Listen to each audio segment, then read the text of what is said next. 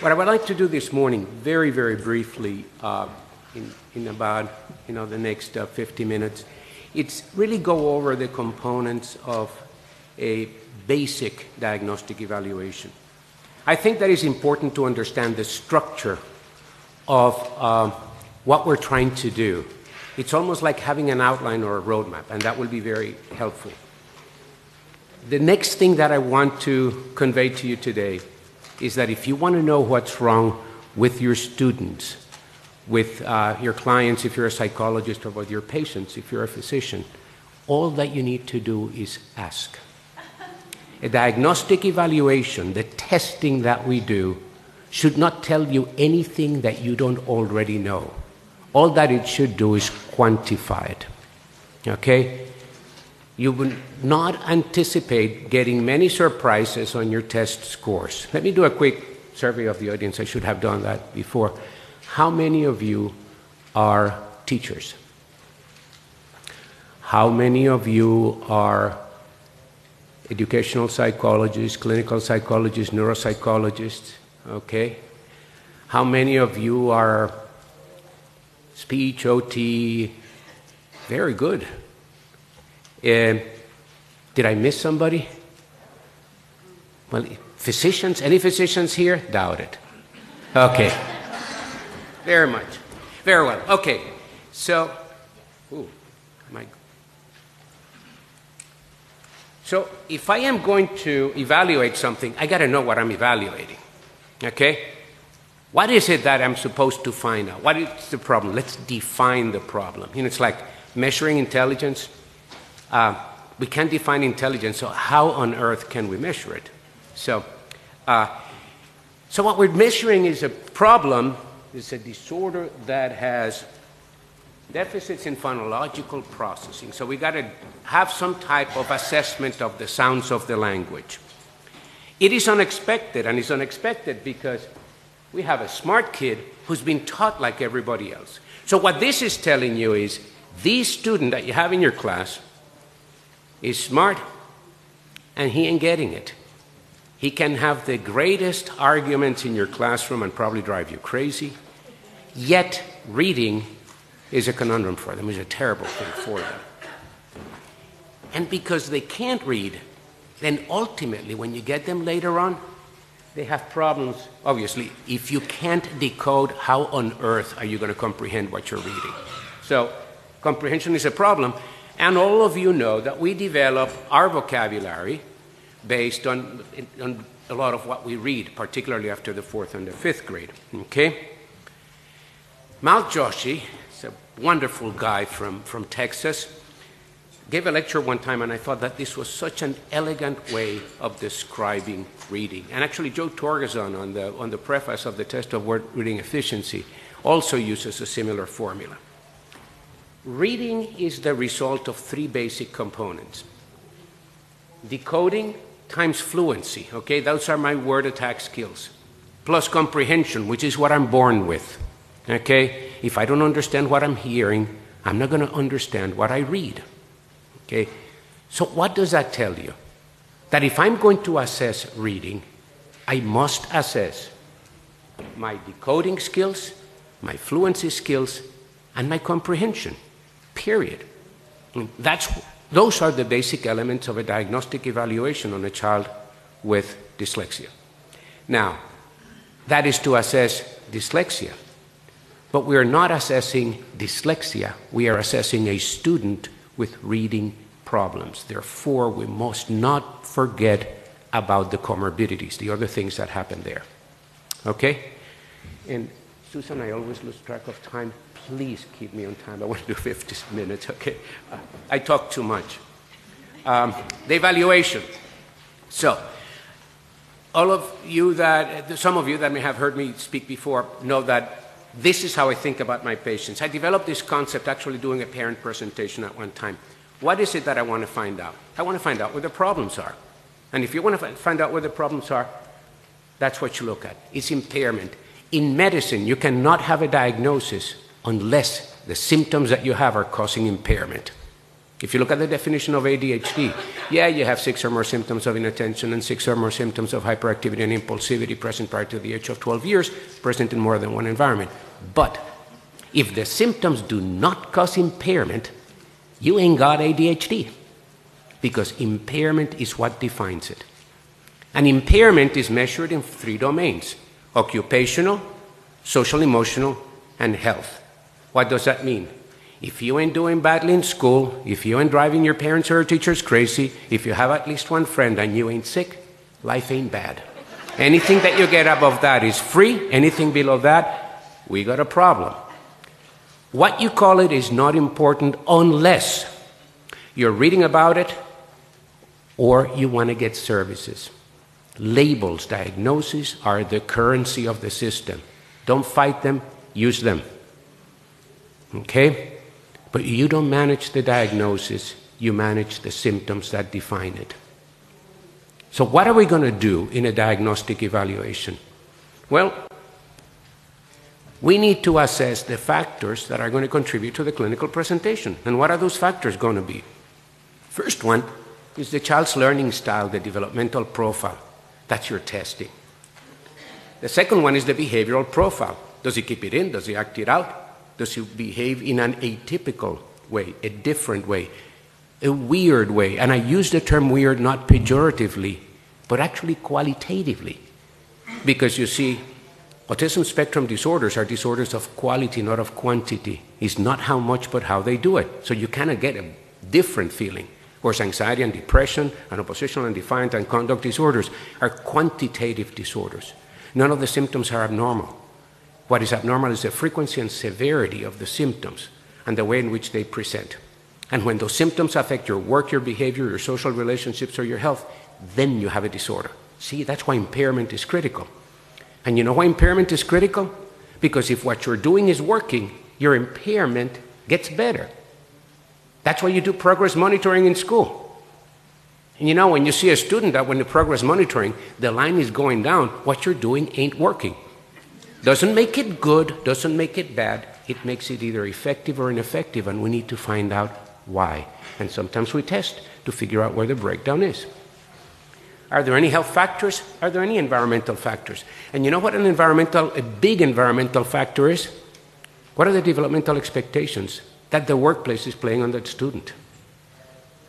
Yesterday, I was just floored by Maureen Lovett's presentation, because she was so elegant in describing the impact of early intervention. That study that was just published last week in Educational Psychology, that's a bomb just because it's so clear. But, you know, it makes a difference. If K through second is learning to read, that's the only time in your educational career. It used to be K through 3, but I think we're pushing things down too fast. Anyway, that's the only time you're going to learn to read. And then after that, you're going to read to learn. If you didn't get it by then, we're going to be in trouble. So that's important to look at, because the structure of the educational system changes. You go from learning to read to reading to learn, learning to write, writing to communicate, and using your computational skills for problem solving. You have to really have fluent skills by the time you reach that 3rd grade. If they're not fluent, you can't use them. It will overwhelm your working memory. Management, we can only do 4 things. You can manage educationally or developmentally, depending on the age of the student, psychologically, medically, and environmentally. That's it. Everything fits under that category. And if you manage educationally, you have 2 approaches. You can remediate and you can accommodate. You have an IEP or a 504. That's basically it. So within that construct, within that model, understanding what is it that we're going to focus in, what's the problem, what are the contributing factors. Give me a good description here, and I can give you a good prescription here. And it's all very logical. Okay? Now, what are the components of the evaluation? In medicine, we are taught to use a problem-focused solving system. Okay? And there are 4 components to any type of issue. Okay? Subjective, objective, assessment, and plan. SOAP. What is the subjective? What the patient tells you. What brings you here today? Oh, I have chest pain. Where is your pain? How often does it have? What makes it better? What makes it worse? All of those things. Okay? And then I start trying to figure out a concept that we call a differential diagnosis. What are all of the possible diseases that we know that can give you that symptom? You know, if I come in with a fever and a cough, you know, and you do an x-ray, it says you have pneumonia, do I know how I'm going to treat this patient? No, because I don't know if it's bacterial or viral or an immune, you know. So the diagnosis is not the issue, it's what is causing the problem, okay? Let's quit focusing. Oh, I think it's dyslexic. No, let's figure out what the symptoms are. Because you know what, too? Again, from Maureen's conference yesterday, lecture yesterday, the comorbidity is so high that we need to be looking for other problems. It's usually not one thing, it's many things, and they interact with one another. Those factors that combine in the clinical presentation that I showed you yesterday, before those, these are like the ingredients in a chocolate cake. Chocolate may be the primary ingredient, but once you mix them, you can't separate them, and they're all what makes the cake. If you just focus on chocolate, if you just focus on dyslexia, you put it in the oven, you come out with melted chocolate, not with a cake. We got to deal with the whole package, okay?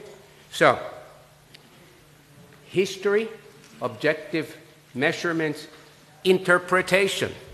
And the interpretation is not, does the student qualify for services or not? Okay? There's a difference between what does the student need and what does the student qualify for. And unfortunately in our country, the system, not the people, but the system, does not care what the student needs. They only care about what they qualify for.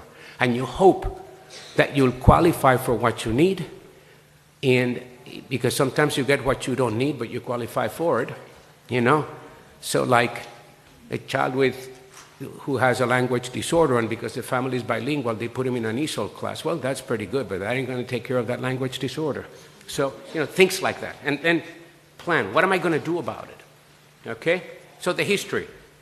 Who do we get the history from? Well, the people that dealing with the kid, parents, teachers, and of course, the students. Parents coming to my office, I don't want the school involved. If your child was not going to school, would you be sitting in my office today? No, then I need to talk to the school. It's as simple as that, okay?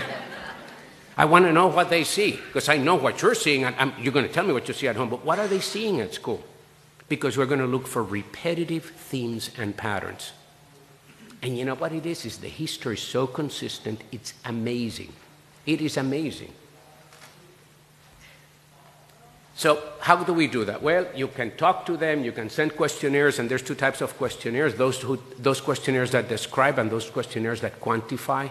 You know, the BASC, which most schools use, is a quantifying questionnaire, but there's others, like the ones that typically physicians' offices send, are more descriptive.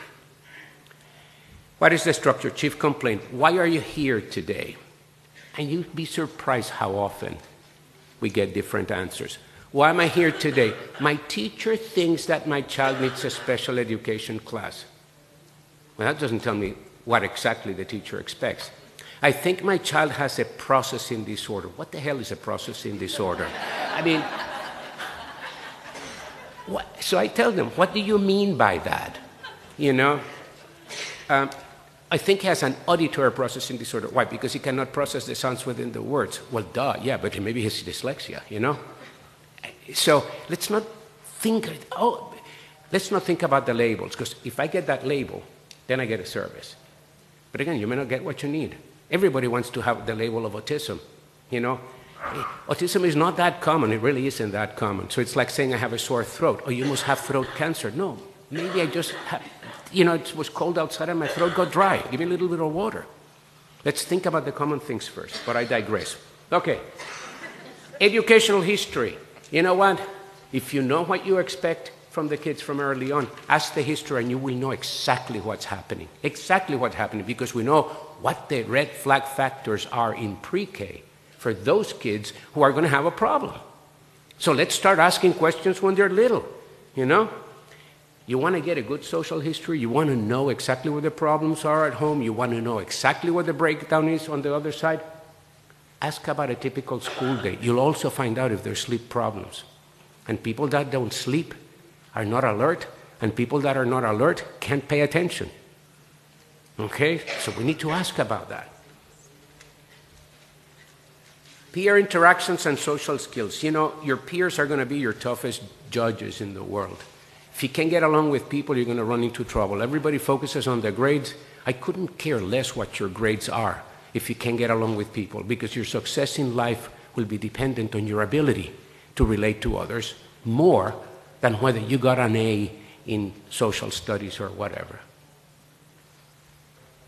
Discipline and behavior management. Okay, how effective are you in getting the child to do what you want them to do when you want them to do it, not after a Supreme Court debate or World War III? You know, behavioral psychologists define compliance as doing what you were told when you were told, 5 to 8 seconds from a command. And very importantly, family and social history. Guys, the acorn doesn't fall far from the tree. Okay? So I always ask, does he remind you of anyone in your family? IDEA has a new board member from Barcelona, Joaquin Serra. You know, he runs a big corporation and everything else. They came to Dallas to introduce their products into the U.S. market. One of his daughters had learning trouble in school. They went to the Shelton School, had a diagnostic evaluation, and he broke down crying when they were describing her daughter's problems, because he said, that's what I had, you know? So it runs in families. Okay? Chief complaint. Okay, what are we going to ask them? It's not what you think he has. I think he has a processing disorder. I think he has dyslexia. I think he has ADHD. Quite frankly, I don't care what you think the kid has. I want to know what you observe. Tell me what you see. Okay? So, what's the functional impairment? How is he doing in school? Terrible. Why? Is it because he can't read? Is it because he can't spell? Is it because... And I keep saying he because you know that these problems are much more common in boys than in girls. But, you know, is it because he can't get his act together, does the homework and forgets to turn it in? All of those things that we're so used to hearing. People tend to think about these problems also in exclusive ways. Do you think that he can't read because he has dyslexia or because he has ADHD? Have you ever thought that it's probably a combination of both? It's never or, typically. It's usually and. It's this and that and a bit of the other. And a pinch of this for good measure. Okay? So we want to assess impairment. Any problems with work? Any problems with behavior? What are the problems with behavior? Get a description. You know? Many anxious kids are the most perfect students in school because God forgive that they would lose face because they had a problem there. Then they get in the car and they're miserable, irritable. You know, I call them my street angels and my house devils. And the poor parents are blaming themselves. I must have done something wrong. No. And if there's something that you guys take out of the teachers, what am I doing wrong? Everybody, what am I doing wrong? Forget about that. This is not your fault. But it is your problem. So you have a responsibility to figure out what to do to manage it. Okay? And I tell that to the kids too. Well, I have ADHD, then deal with it. I'm glad that you have an explanation, but there's no excuses. I will accommodate. You know, I will make accommodations, but I will not change expectations. I'm getting you ready for the world. Okay? Onset and duration of actions of symptoms. Current interventions, and then what are you worried about? That's when you want to tell them, I think he's autistic, I think he has ADHD, I think he has this, that, and the other. Okay? So, educational history. Monitoring the symptoms over time. I use the acronym BARS. I used to tell the residents, we're going to go hopping to bars here, okay? Behavior assessment, either readiness skills if you're up to kindergarten, or reading, writing, and arithmetic thereafter, and social interaction. So, in the VPK, did the child learn to recognize the uppercase alphabet? Could he sit at circle time? Could he complete, center work? Any problems coloring, cutting, pasting, learning to write his name? Did he get along okay with the kids? Those are the things you look at. Kindergarten, he learned the letters of the sounds. Did he learn how to blend the sounds? Did he memorize the sight words that were assigned to him? Could he write inventive spelling? Because that's what we're asking kids to do right now. Well, he's a boy, well, he's immature, well, whatever. No. in the first grade. You know, so by the time you get to the first grade, you have a very clear picture of what's going on. This is a child that couldn't rhyme, that was having articulation difficulty, sometimes omitting even middle sounds from words, who had trouble recognizing the alphabet, who then had trouble with sound symbol association. And when you get back in the medical history, you'll find out that he may have a brother or sister, or a father or mother, or an aunt or an uncle or a grandparent that had that same problem. So these are the questions that we ask. And you were able to download the handouts from the website? Because the handouts are there, because I saw them. My presentation was not uploaded, which I thought I uploaded when I uploaded the handouts. But the handouts for these are there. So, so this is what we look for. You know, VPK, eliminate sounds of words, N for chicken, at for cat, Jew for juice. So, you know, middle, initial, and ending sounds. Recite simple nursery rhymes, okay, because that tells you that there's an ability to process the sounds within the words and see the patterns. Identifying words that rhymes with one another. They may not be able to generate the rhyme at this age, but they can recognize them. And identifying letters on his own name and at least 10 uppercase letters. That is in the VPK. Now in Florida, in the VPK, they have to recognize the whole alphabet and all of that stuff. But who says that the core curriculum is developmentally appropriate? You know, that's part of the problem too. But then by the kindergarten, naming most upper and lowercase letters, sounds of the letters, beginning to sound out words, starting with the sound. You know, what is the sound that begins in that word son begins with? All of that. Typical school day. Monitoring routine, waking up. Does your child have any trouble getting out of bed in the morning? Why? Because that may tell you if there's a little bit of a sleep disorder. Dressing, any problems buttoning, snapping, tying, or zipping? Why? Because we're assessing fine motor function there. Okay? Do they need supervision? Do you have to be on top of your kid for your kid to get dressed? You send them to get dressed and the hallway gets in the way. You know, the underwear drawer suck him to a different dimension every freaking morning, you know? If you're sitting there next to them, they'll do it. Put your pants on, put your shirts on. So they're not defiant. They're non-compliant, but are not defiant. Okay, the difference between non-compliance and defiance is like the difference between premeditated murder and involuntary manslaughter. Okay? Tell that to the dead guy. I mean, you know, I'm sorry, I didn't realize it was loaded. Well, I'll be dead, you know? But it's a problem. I mean, talk to these poor parents. Before they leave the house in the morning, they're ready to pull their hair out, you know? And of course, the relatives, well, hell, if he was my kid, here's a quarter, you better bring him back fixed by the end of the week, because it's so easy, you know? So anyway, breakfast, sitting through the meal, handling silverware, okay? Messiness, proprioceptive stuff. Ann Alexander has a great picture when she does presentations. She's a developmental pediatrician that spends time between Arizona and Florida.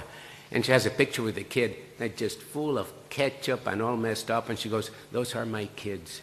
You know, my patients come to the office and I know what they had for lunch because it's all over their shirt and all of that. And at least I feel good because I know what happened. You know, if they come too clean at 3 o'clock in the afternoon, I get worried. So are they very messy? Can they handle silverware? You know, brushing their teeth, combing their hair. A lot of the kids with oral sensitivity have trouble time with brushing teeth. And then gathering the materials, can they get out of the house? You know?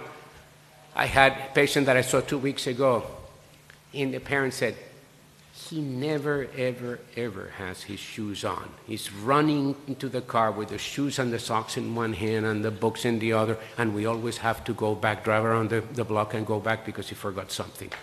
Every single morning. But God forbid that he would get all of his materials ready the night before, you know? Arriving to school, separation is important, transitioning into the classroom. Your anxious kids early on that have very severe separation anxiety, The school personnel has to pry them off their parents in the morning. You talk about a guilt trip of those poor parents with the kids, please don't. And you're going, oh man, am I dropping him at Auschwitz or something? I mean, this is terrible. Do they transition okay into the classroom? You know? Picking them up from school, then transitioning to home. When they're in the aftercare program, they're having a good time. The parents come in and they get pissed off because the parents came to pick them up. You know, it's like, dude, you got to go home, you know? When they get home, what do? What is their routine? And what do you do next? What do you do next? What do you do next? And a lot of times, homework is not mentioned. So that tells you that there's not a structured time to do homework. And if there's not a structured time to do homework, there's an issue. Now, if they do homework, then do they need supervision? Can they do it by themselves? Can they do it correctly? Do they have the materials? Did they forget to bring in what they needed?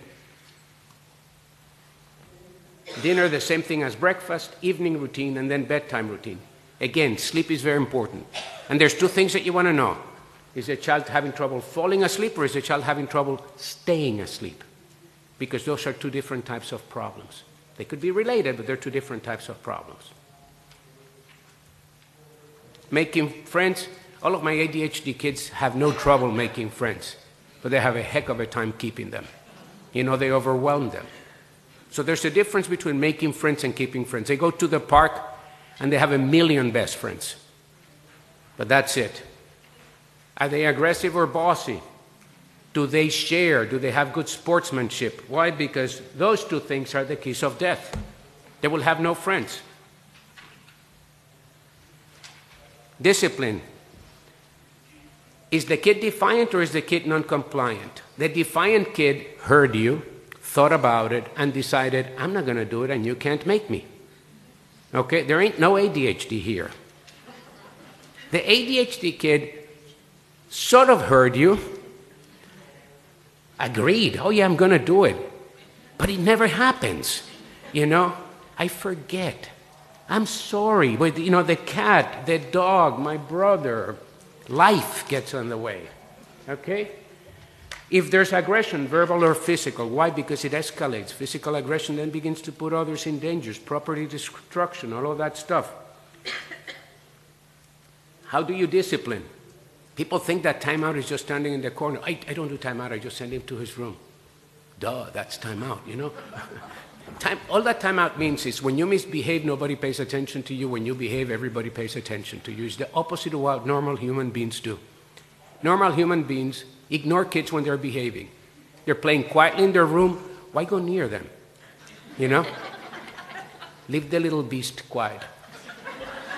When they act up, the neighbor comes in and gives you advice on how to manage it. So when they're misbehaving, they're very much alive. When they're behaving, they might as well be dead. You know, so that's what all positive reinforcement is about. That's why every behavior management program begins with positive reinforcement, because we have to change the nature of the interaction from a negative, coercive interaction into a positive one. And then, how well is what you're doing working? Because if it's not working, you can send him to his room, take away his iPad. You know, and one thing that I tell all of the parents, you did not take it away. They chose to give it up. If the child wouldn't have done what they did, you wouldn't have been forced to take it away. They have an iPad because you wanted them to have an iPad. I always tell my patients, you need to recognize something. You don't have a lifestyle. Your parents do. You live your parents' lifestyle. If you don't want your lifestyle to change, don't aggravate them. You know, do what they tell you to. It's very simple. Parents don't like to nag. Trust me. They hate it. So if you want to keep your lifestyle, do what they tell you to do. Don't get caught lying. You know, do your work and it's going to be okay. And then, of course, the medical history. Birth, health, and family history. Very, very important. And the question, does your child remind you of anyone in the family? And you know what? If I get all of that information, by the time I'm done getting the information, I have a beautiful picture in my mind of what's going on with this kid. I know what his day or her day is like. I know what their social interaction and interpersonal relationships are like. I know what their family life is like. And you know what? It breaks my heart so many of my patients, these poor kids have horrible days. It's what keeps me going, because no one should have such a miserable life, you know? And it's miserable. They go to work every day knowing that they can't do the work. And everybody tells them it's because you don't try hard enough. I get so angry when I hear that. Okay, environmental factors. That's my history. The teacher history is the same thing, except I don't ask about sleep, I ask about, you know, academic and developmental performance, behavioral performance, social interaction. Oh. And well, sometimes the teachers have health concerns. Sometimes the teachers worry about this kid is falling asleep in my classroom, or this kid is too sick all the time. So I ask about that too, okay? And then we get the different types of questionnaires and then compare the findings from what the parents tell me. And you know what I hear a lot of times? We send this very extensive questionnaire to the parents and the teachers. And the parents said, oh, the teacher, they think this, they think that. And when I looked at it, I put them together and I said, you're saying exactly the same thing that the teacher is saying. Well, I think he has, the moment you say, I think he has ADHD, I think he has dyslexia, the parents are going to worry. Don't tell him what you think it is, tell him what you observe. This is what I'm seeing. I'm worried because when he does this, this is a problem that we see. Okay? That's what they want to hear. Do you observe this at home? Let's work on monitor this, because if this doesn't get any better, I'm worried that, you know, if he's not getting these sounds, he's going to have trouble reading, and I don't want him to have trouble reading. That's a totally different way of communicating with parents rather than saying, I think he has an auditory processing disorder. I think he has ADHD. And by the way, dyslexics and ADHD kids are going to test positive for CAPD because dyslexics don't process the sounds and ADHD kids have short-term auditory memory problems. So, you know, they're going to test positive for it. So if you get CAPD and it's only short-term memory, look at the attention. And you treat the ADHD and lo and behold, you cure CAPD. Come on. So, okay, the child history, the same thing. The problem is, you know, kids are very poor historians. How are you doing in school? I'm doing great. And the mother's eyes are bugging out of her eyes. And I said, I tell them, I said, either your mother has an eye problem or she's disagreeing with you. Well, I'm doing okay today. You know, interviewing middle schoolers is like doing a criminal interrogation. You have to be very, very, very specific on your questions. And when in doubt, the most common answer, I don't know. You know, I claim the fifth here. I had a kid that came, I think it was last week or this week, I can't remember. How are you doing in school? I'm doing okay. The mother couldn't contain it. What do you mean? What did you get in your last report card? You always focus on the negative, Mom. I said, well, tell him what you got in your last report card. Well, I got 3 Fs, 1 D, but I had 2 Bs. And I said, on what mind does it fit that 3 Fs and 2 Ds are good grades, man? A's and B's are good, D's and F's are bad, and C's are in the middle. They don't hurt, but they don't help. Okay? So never C's and D's, because that tells you there is a problem. But I'm doing okay. Now, how many tests have you had? None. How many projects have you had? None. How much homework have you had done? None. Of course you're doing well. So ask them. And this is a descriptive questionnaire. Just points out the areas. You know, this is a kid that has problems sounding out words, recognizing common side words, reading comprehension, using context clues. I know what's going on just by a description. This is a sample of the questionnaires that we use in our office. Testing. Why do we talk about testing? Because if you look at the KPS, they want you to know about testing. And now how that applies to the classroom. There are all of these types of tests. IQ, process, achievement, adaptive, and behavior tests. And as I told you, an IQ test does not measure intelligence, but is supposed to predict academic potential. Okay? Process testing is developmental profile. Really, that's where you look at the language processing, the visual processing, all of that. And the IQ sometimes does also processing speed and working memory, which your process testing will do.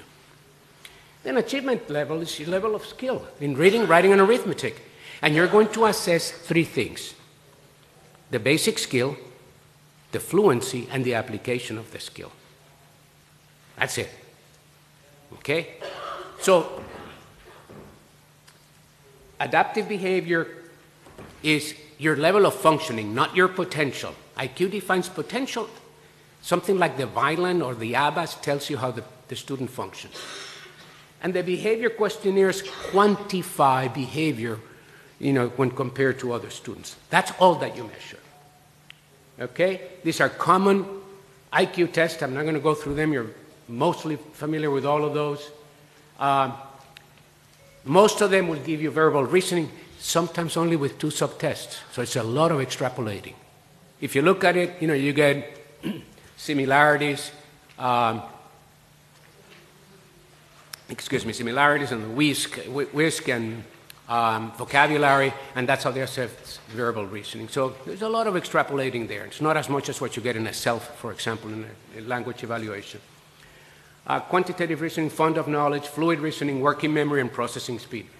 For you neuropsychologists here, I apologize for what I'm going to say now, but basically, you tend to reason with this, fluid reasoning, quantitative reasoning, visual spatial reasoning, and you work with this.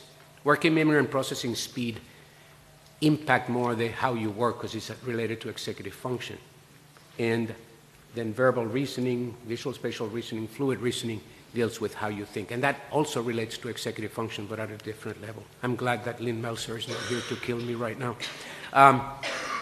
Process testing assess learning profile. And again, like the Woodcock-Johnson is very common, C-TOP, and the specific language tests. And then for dyslexia, because of the definition, okay, remember, we need to assess for processing the sounds, for fluency, for decoding, and then we have to assess processing speed and working memory. So that's what you're going to be looking at, all of those results. And again, that's beyond the scope of that. This afternoon, we're doing another presentation, which is how do you look at a report and how does that translate. But I just wanted to cover the components. How am I doing with time? Okay? Process testing assesses all of these different skills, okay? And probably some others, Nancy, that I may not have included there. Rapid automated naming, letters, numbers, associational fluency, and then orthographic coding. Nancy Mather has a wonderful, wonderful book on the assessment of the child with dyslexia. It's a great book, and it tells you how to look at informal measures and formal measures. So, yes? What is the book, did you say? I think it's called The Assessment of the Child with Dyslexia, but I don't know. It's by Nancy Mather. Great, great little book. I love it. I like the last one, Latin base affixes, as the award winner yesterday said, I can tell you all of the affixes even though I cannot spell the words. Yes?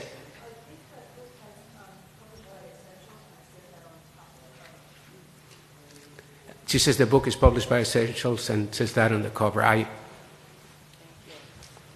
can't remember, I'm sorry. I just remember the book because I've used it a lot. Okay. Processing speed, you can process information, it's visual, it's lexical, And this is important. You may be brilliant. You may have an IQ of 300.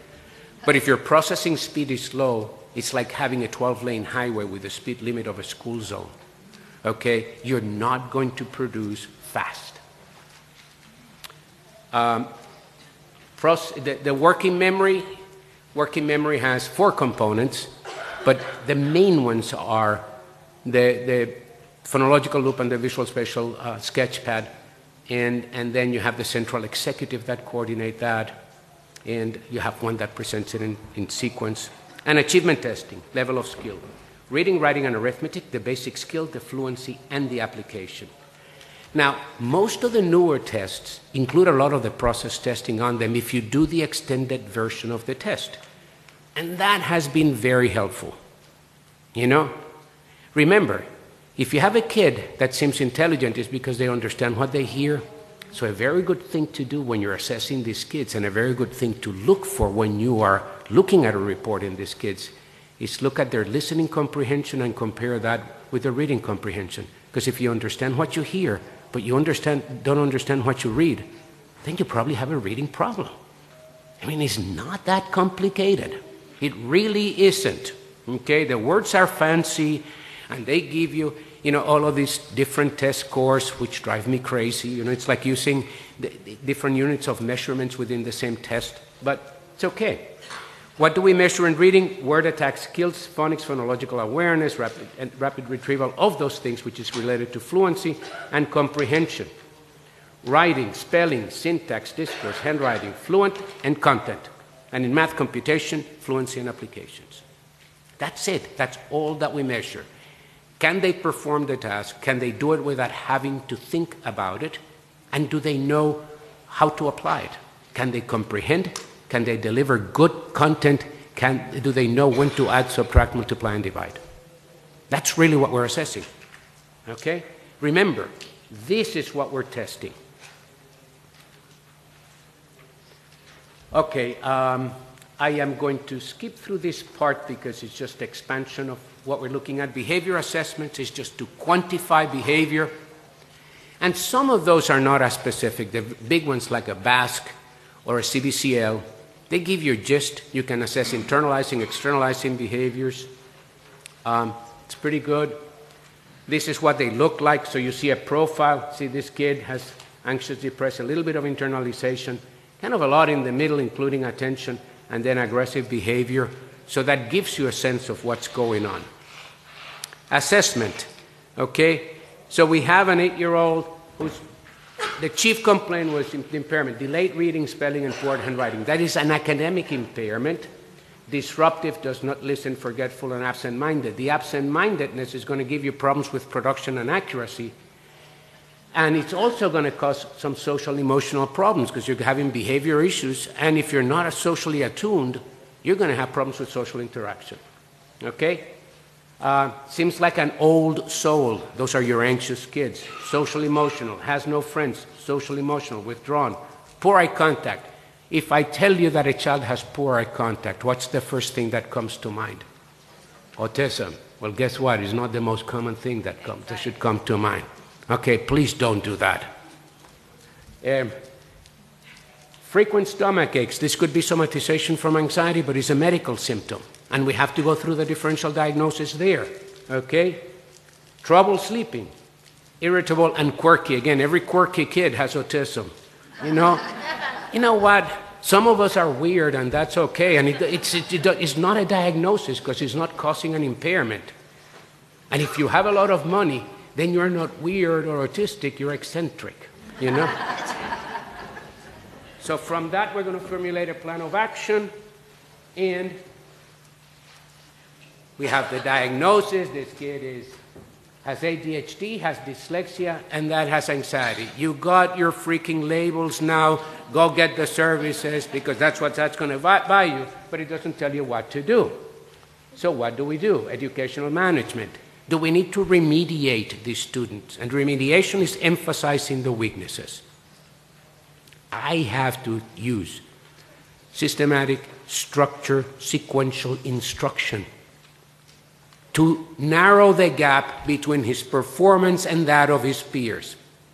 And if my remediation is working effectively, I should see an accelerated curve. If it's not working effectively, it's slower. And if it's not working, either it's not working because I'm using the wrong methodology, or I am not giving enough intensity.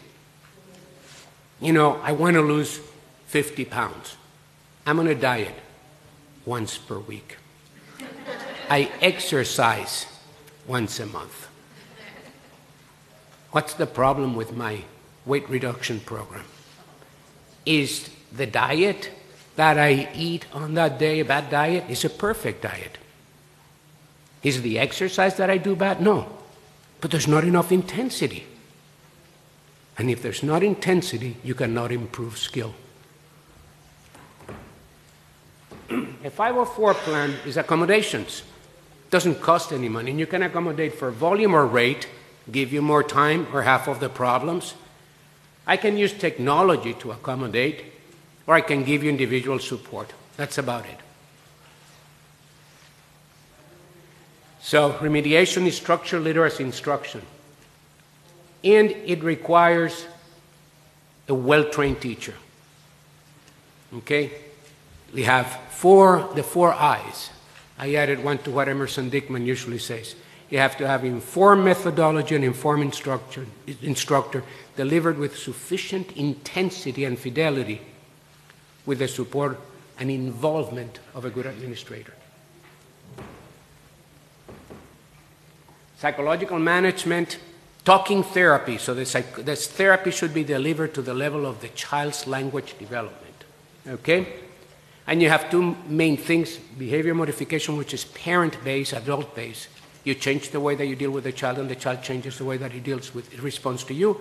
And cognitive behavior therapy, changing the way that you think about how you feel. It's a matter of perspective. And the format could be individual, family, group, or play. And medical management and environmental management, class size, displacement, schedule, and terminology.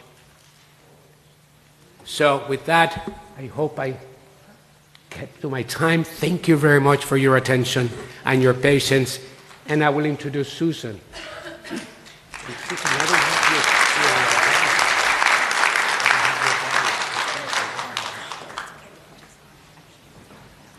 I'm sorry?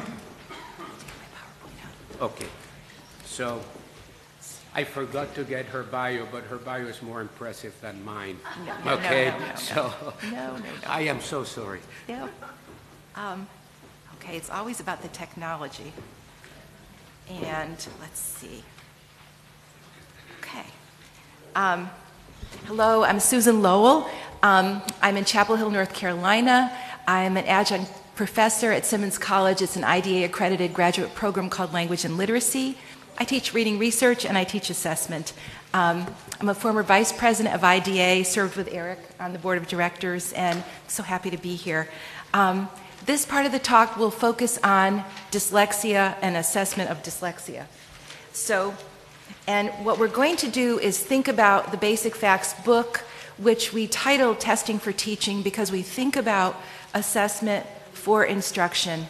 What I'd like to have us do is think about all of this through the lens of having this happen at the public school. This should not and must not be something that only happens in private assessment. We know from the federal guidance, October 2015, that dyslexia must be identified, meaning diagnosed, with a clear statement that it is present, that the child has a learning disability in reading and/or written language, or dyslexia. So I want to start by asking, how many of you are told that you can't use the word dyslexia in your public school? Okay. How many of you, as parents, aren't clear, if there are parents here, were not clear about if your child had dyslexia after testing?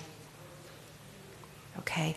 These are issues, some of our handouts will address this. The federal law says that dyslexia is listed under specific learning disability, and our handouts will address that. If anyone needs that handout, please email me and I'll send that to you. If anyone needs the federal guidance from October 2015 that says that dyslexia must be identified in the public school, in the LEAs, in every public school, and you don't have that, please email me and I'll send that to you. And I'll tell you one funny story. In 2015, at our IDA conference, we got word of this guidance from the federal government when Louisa Moats was speaking on the podium, and I felt like the heavens just opened. And Louisa said, I want you all to know that we just received guidance. And a big shout out to Decoding Dyslexia, who, as a parent group, initiated that throughout our country, because dyslexia has always been listed under specific learning disability. So we'll think about this assessment piece happening in the public school, not happening privately. What is dyslexia? This comes from LD Online. Our presentations are online, and you can find this also. Dyslexia is a learning disability. It's brain-based. We know that students with learning disabilities have at least average intelligence or above. They have trouble with learning. This is an issue that affects over the lifespan.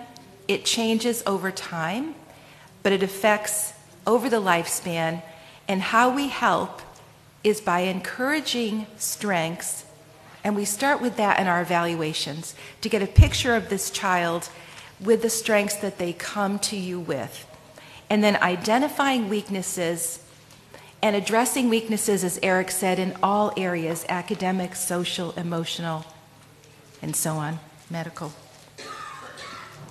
So this, I think that was repeated in the slide, apologize. In terms of dyslexia and SLD, this is always interesting to my students. When we look at special ed and we think of special ed diagnosis, all of special ed as a pizza, half of it is one category. So what is that category that's the largest, makes up 50% of all special education students? Yes, learning disability. Specific learning disability, this is how common this is. In terms of learning disability, what is the most common? Dyslexia. Okay? This should not be a mysterious thing that we don't know what it is. We don't know how to define it. We don't know how to program for it. This is the most common issue that students with average intelligence are going to have in school. We know from Sally Shaywitz, New England Journal of Medicine, this is from a longitudinal study in Connecticut, that dyslexia is the most common and the most carefully studied of all the learning disabilities. It affects 80% of those labeled as learning disabled. So within that half, 80% of that SLD is reading, learning disability in reading and or written language, or dyslexia. This is one of our handouts. The federal law, and we used to say the new law, I'm not sure we should say new anymore since it is 2004. This definition of learning disability is the same, and it has been in law, this exact same wording, since 94-142. Some of you remember 94-142, as I do, and our first special ed law had this exact definition. When I do presentations around the country or teach, my students come from different states, and I have them look up their state's special ed laws. So if you look under your state's special ed laws, you will find this exact definition of SLD, which includes dyslexia. So it is included in federal law and in state laws, and all of the states must follow the federal law. So our guidance from the federal government reminds us of this. Here's our definition of dyslexia, and this helps us to identify what areas we will look at for student achievement, and if areas here are weak, these are areas that will indicate a need perhaps for progress monitoring and then for individual clinical assessment. So taking a look at this, we pulled out some of these highlighted component areas that tell you the areas that make up the diagnosis or the condition or the situation called dyslexia. So let's talk about what this is. This is a learning disability. It affects learning. It is neurobiological, meaning that there's difference in brain structure and function. So the way the brain actually is structured and the way brain function and brain activation works is why this word is neurobiological here. And there's a lot more to be said about that. What are the symptoms? Difficulty with word recognition, with poor spelling, and decoding. Where does this come from? It comes from a deficit in the phonological component of language that's unexpected in relation to IQ, and students who have been in school. What is secondary here in our definition may include problems with reading comprehension, but occasionally you won't see that in your testing. And reduced reading experience that can cause background knowledge and vocabulary to fall. Emerson Dickman, a special ed lawyer and previous IDA president, an adult with dyslexia, took the definition and shared this slide with us. And this graphic, I think, really shows what this definition means, because it shows how it works. We start with a deficit in the phonological component of language, and that causes problems with decoding, with spelling, with accuracy and fluency. So starting with that phonological core deficit, we end up with academic areas coming more slowly. And that will impact reading comprehension.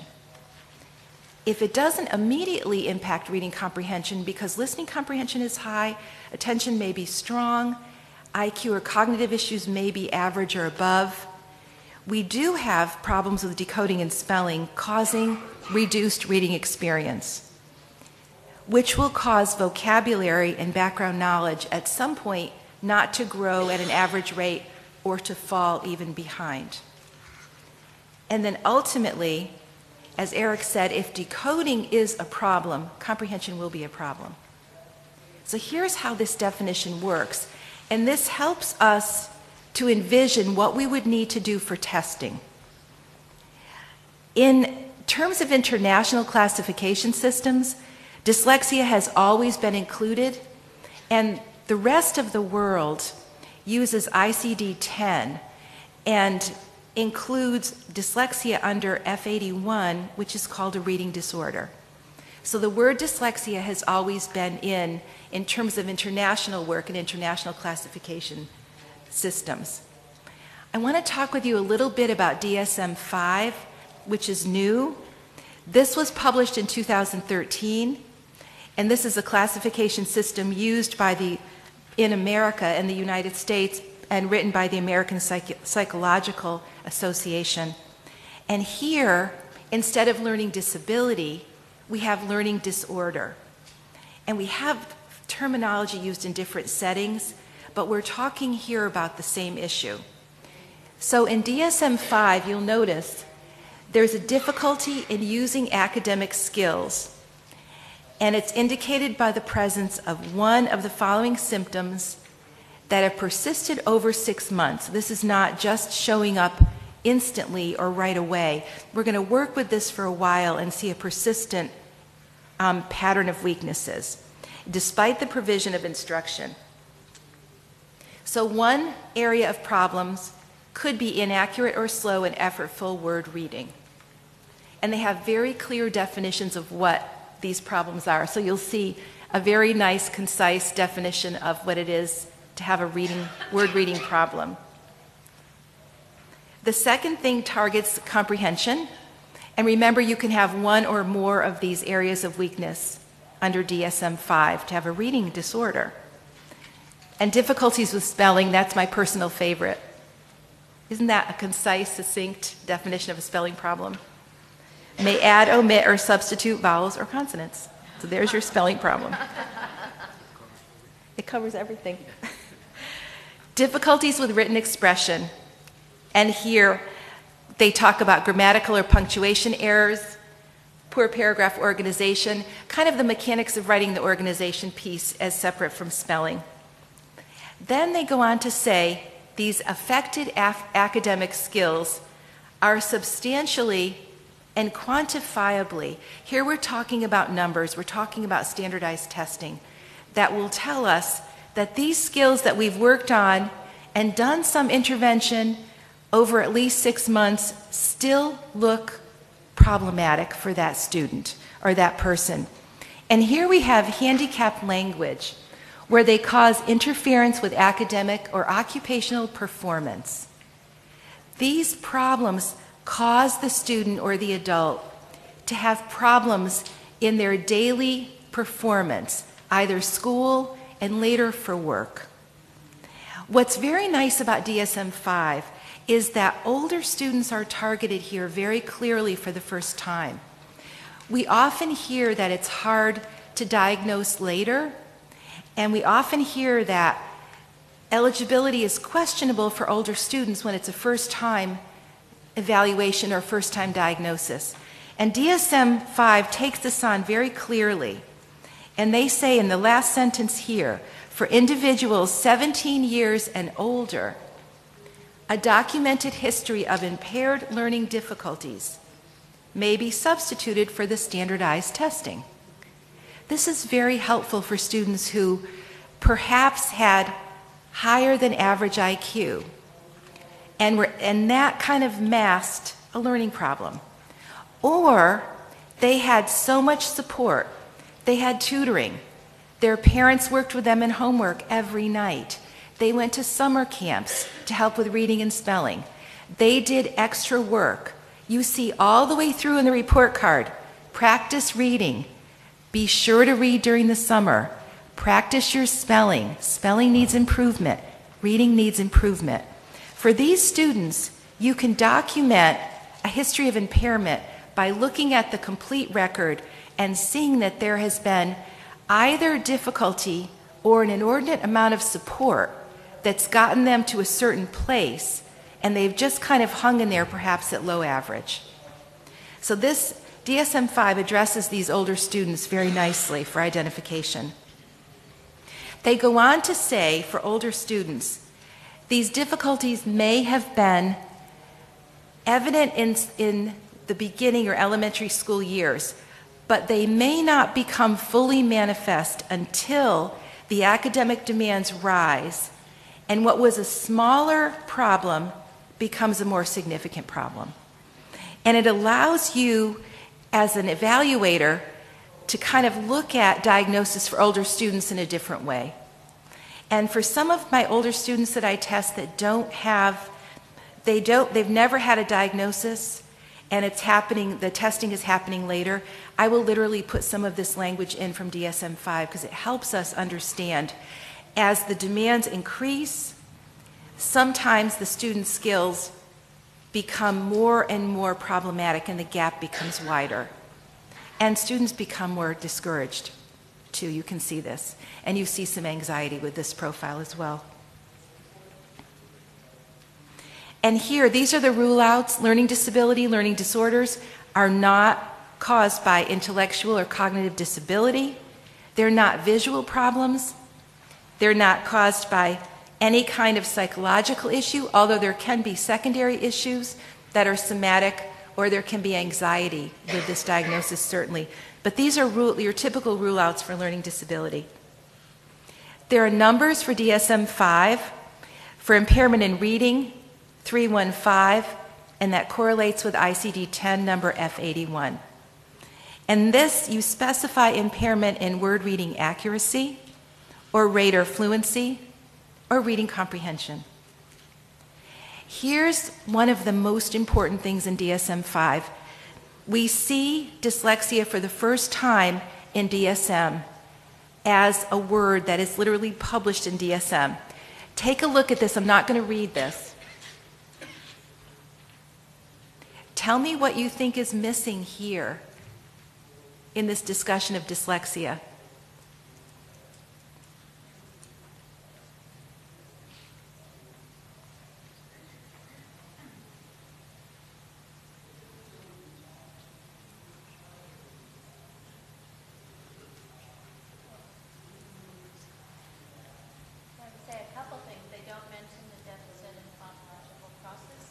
Yes, phonological processing. They don't say in spite of average intelligence or typical instruction. Right. They don't mention intelligence or typical instruction.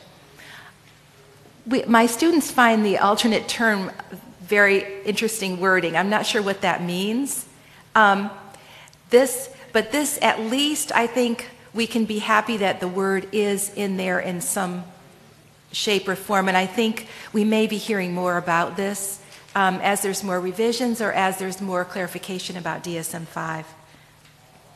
So we also have DSM-5 giving us a number for impairment in written expression, which, as we know, goes with dyslexia. Typically, if reading is hard, spelling is harder, writing is hardest. Not for all students with dyslexia, but that is your typical profile. DSM-5 tells us to specify the level of severity without giving us a quantitative number to do that. You use clinical judgment. So mild, we would think of as a small gap, moderate, a fairly big gap, and severe, and those students are rare, but your severe dyslexia is a very significant gap from achievement or grade level or from the cognitive skills that the child has. So, and you clinically would think about this as looking at test scores and discerning, and I think you can put things like mild to moderate or moderate to severe when there's a fairly big gap, especially when children are younger and you want to make sure that you're getting services for kids who need them. So symptoms here from Overcoming Dyslexia from Sally Shaywitz at Yale. The first symptoms that you see, and Eric covered this as well, are language-based.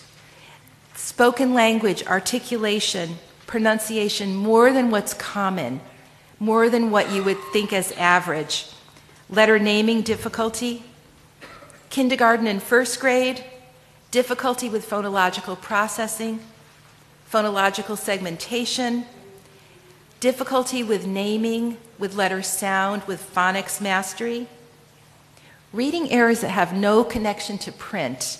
So students are either trying to memorize or guessing, they're not decoding, and then a history of problems in reading in the family, indicating a likelihood of problems with reading. The symptoms as you go further up in the grades are very, very similar here. Reading problems, decoding problems, nonsense word reading that tells us phonics accuracy and automaticity is not in place. Comprehension often better than decoding, because listening comprehension typically will go with IQ. Decoding is often very different. Weak spelling, avoidance of writing, and older students, decoding errors, poor fluency, difficulty with nonsense word reading, telling us that they don't have phonics skills in place, can't decode, have difficulty with fluency. Avoidance of reading, reading less than an average amount, which will cause problems with vocabulary and often background knowledge. Weak spelling, brief writing, and we've all seen those writing samples that are 2 sentences, 3 sentences, and they can tell you a beautiful story, but they can't spell those words they want to use. Struggle with foreign language study. We used to have exemptions routinely for students that were LD in reading or had dyslexia, and this is often not the case, but it stands to reason if you have trouble learning the sounds, the words, first of all, the phonology, the phonics, the decoding in your own language, you will have trouble in a foreign language. So this is a typical profile where students with reading problems and dyslexia will struggle with foreign language study. And the more regular, transparent alphabets are the better pick for students who have to take a foreign language. Something like Latin or Spanish is typically easier. In terms of identification of SLD, and this is also one of your handouts, federal law tells us that the local ed agency, the public school, shall not be required to take into consideration whether the child has a severe discrepancy. How many of you see only discrepancy formula used for identification? Yes, we still see a lot of this. This is very careful legal language. You can consider discrepancy, but you must not require it. Okay? So here there are 3 prongs to identification of SLD, remembering that the most common one is dyslexia, and this is federal law that all the states must follow. The first must not require the use of severe discrepancy. So you can consider, but you can't require that for eligibility. The second prong of our eligibility for SLD from the federal law, we must look at how the child is doing in the classroom. How are they responding to intervention, which is instruction? Are they falling behind? Are there problems that we see in an academic area over time that have caused difficulty, that have led to the need for clinical assessment and perhaps diagnosis? And then the third prong of this must permit the use of other alternative research-based procedures. Research-based procedures here refer to testing, something that would be normed, standardized, reliable, valid. So research-based procedures can be testing that looks at individual differences that could cause a learning problem. So here we have 3 prongs helping us to know how to identify SLD early and effectively so that kids can get the help they need and not fall further behind. Before this law, we had discrepancy formula governing SLD eligibility because of the definition that says SLD means that you have average intelligence or above by definition, and then an academic area coming more slowly. So we used discrepancy formula to identify this difference between IQ and academic achievement. So most states had a 15-point discrepancy, and most states would say, we take the IQ, say it's 100, we subtract out reading scores, more than one subtest, and if the difference is more than 15 points, we have a learning disability in reading. So let's take a look at a student. Child A has an IQ of 100, has reading scores of 84. So we subtract 84 from 100 and we say, oh, the difference is 16. So what did the team say? They're eligible. They can get specially designed instruction. They can get remediation. They have a learning disability, which is identified. Look at child B. Child B has an IQ of 98. Reading subtest scores are 84. The discrepancy is only 14 points. What did we say? We said, oh my gosh, they don't qualify. We can't provide extra help. We know a couple of things. We have decades of research that says early intervention is powerful. We don't wait until that gap is big enough. It's hard to find a gap when students are younger. We also know that the student with a 98 IQ and the student with a 100 IQ are probably the same students. There's a standard error of measurement and testing that's plus or minus 2, 3, 4, depending on subtest and composite scores. So these are virtually the same students, and that's another reason why this discrepancy formula did not allow us to identify the kids that we needed to identify. There are reasons, research-based reasons, this comes from Natalie Rathbun, to abandon discrepancy formula, and this research went into our most recent federal special ed law. Both discrepant and non-discrepant readers have phonological deficits. They start with this core phonological problem, and they don't differ in terms of word reading skills. In other words, the discrepancy didn't tell us anything about phonological processing or word reading skills. So that was a reason to abandon the discrepancy.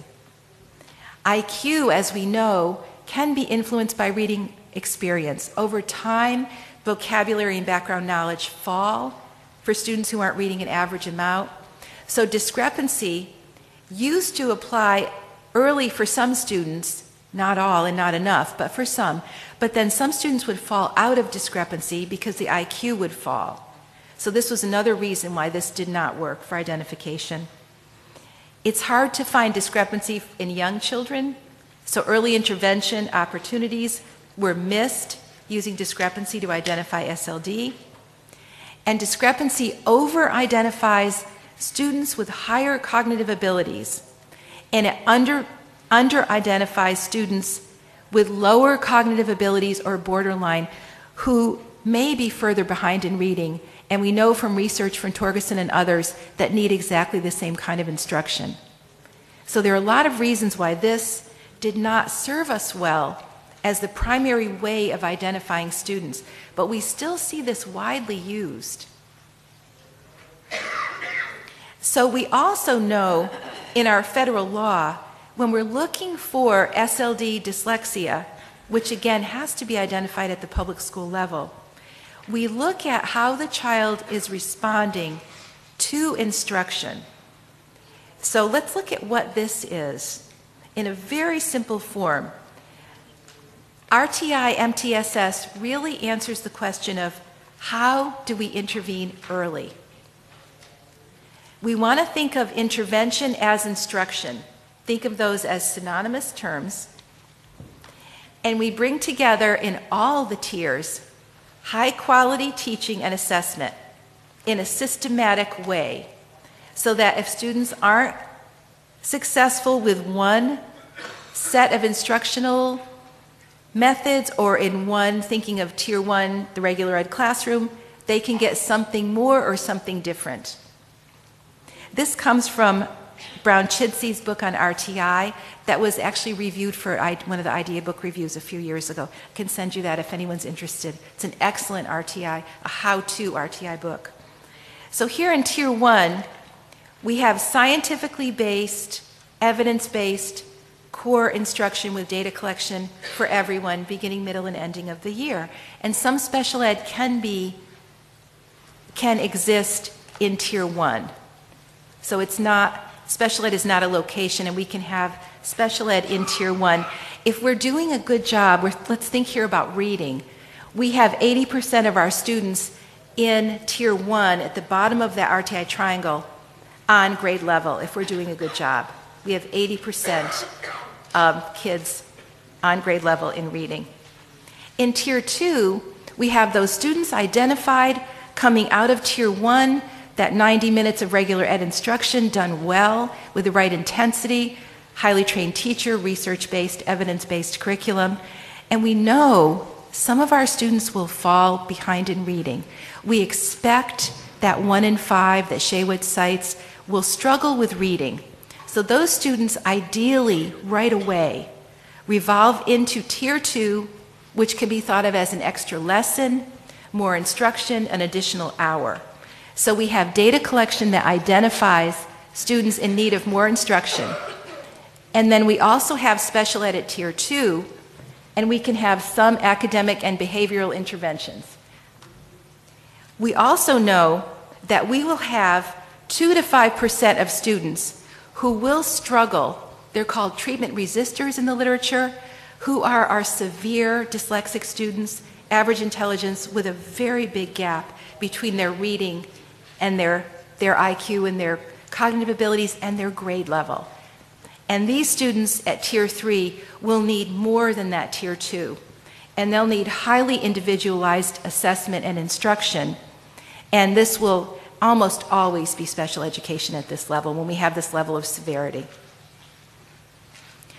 All RTI models must include scientifically based instruction of increasing intensity. Many, many schools we see have leveled systems put in place, but what's more important than the leveling system is the instruction that happens at each tier. That's where we need to focus, on the appropriate structured language instruction for regular ed, Tier 1, Tier 2, and Tier 3. This book is the one I use for teaching for assessment in Simmons Language and Literacy in the Graduate School. It's a phenomenal text. It's David Kilpatrick. It's called Essentials of Assessing, Preventing, and Overcoming Reading Difficulties. This cautionary statement, I think, needs to be front and center for us as we think about literacy planning and literacy instruction. RTI, this early intervention approach, systemic approach, MTSS, was inspired by intervention studies, many, many, many intervention studies, with highly successful results. Yet most interventions currently recommended and or used in the context of RTI MTSS, tiered reading remediation, do not incorporate these highly successful interventions. And I see you nodding. This is the issue. It's not so much the progress monitoring, which is very, very important. It's not getting kids into Tier 2, which is very, very important. It's what we're doing for instruction in Tier 1, in regular ed in that 90 minutes, then in Tier 2, then in Tier 3. And this is why you'll see many of the researchers writing about the reason our NAEP data nationwide stays as flat as it does, because many of these intervention studies that show really strong results are not what we're seeing in the classroom. And it's about instruction. So I think this is very important. We often hear too, I hear in, say, the real world, in schools, well, RTI doesn't work. MTSS doesn't work. And I always say the research basis behind that is very, very solid. But what has to happen is high quality instruction at all the tiers. And then we can replicate, as Kilpatrick says, what we have from our intervention studies. We can replicate that. So all RTI models are problem solving, and this is early intervention. We're thinking of identifying problems in a team, looking at students, or looking class-wide. We can think of this individually, or we can think of this as a group. We define the problem. We say, what can we do about this? Design an intervention plan to start. We implement, we progress monitor, is this working? If it is, the child may even revolve back from Tier 2 into the regular classroom. Or if it's not working, we may go back and say, the problem is not working, we need to even put more time into instruction, more intensity, or maybe there's another problem that also needs to be addressed or that has emerged. So we go through this RTI process as a problem-solving model, helping us to find what's appropriate to help kids, and we're thinking here of dyslexia with reading, to get to reading on grade level with at least appropriate decoding and hopefully appropriate fluency, and fluency which can lag behind may need accommodation like extended time. So all RTI, MTSS models have high quality instruction, and that again is the most important thing. Frequent assessment so that we know, and this should be normed, reliable, valid, not subjective assessment, but we want our progress monitoring to be normed. And data, student achievement data, individual, class, school, district, that drives our decision making. So we have three main ideas about RTI, MTSS, early intervention, and you can start anywhere on this wheel and just connect through this process, all of it relying on database, research-based information. In terms of assessment of dyslexia, and I'm also going to quote Malt Yoshi, who is a wonderful researcher from Texas, who does a lot of work in dyslexia assessment and also in cross-cultural issues relative to dyslexia. We can look at a component model to assess dyslexia. In other words, we look at the definition, we find all the component parts in that, and that drives our assessment at the public school. We know the components of effective reading instruction. Here from National Reading Panel, from meta-analysis of 30 years of reading research, are the components of literacy assessment with the addition of assessment of spelling and writing. We know it's important to do standardized testing for identification of dyslexia, which is reliable. Testing that's standardized and reliable is consistent, has stability of measurement over time, is valid. It measures what it's supposed to measure. It's standardized or norm referenced, so we know what average is, and we know what low average is, and we know what high average is. Standardized testing will give us scores, standard scores and percentile ranks, and those are your most accurate. Age and grade equivalents will be generated, but those are an approximation. We're better off using a bell curve and highlighting the average range on that.